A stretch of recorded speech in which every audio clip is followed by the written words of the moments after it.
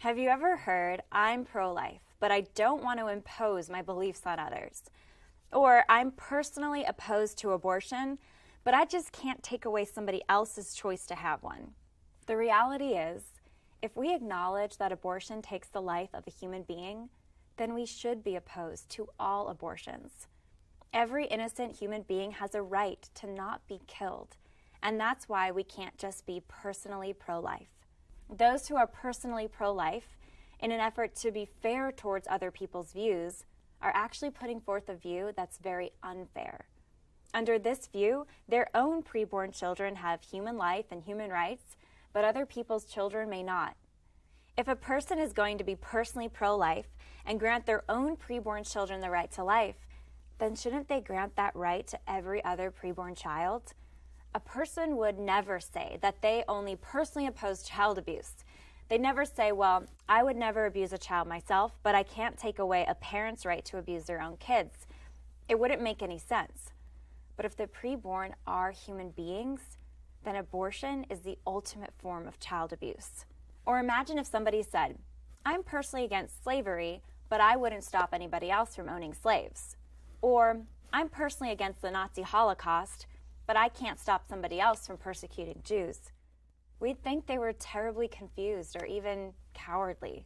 The right to life is the number one right that we the people have promised to protect, along with liberty and the pursuit of happiness.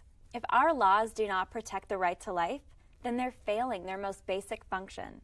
So it's actually impossible to be just personally pro-life. We either believe in the right to life for all human beings, or we don't. Some of those who call themselves personally pro-life think that to oppose abortion means taking away the rights of other people. But that's completely upside down.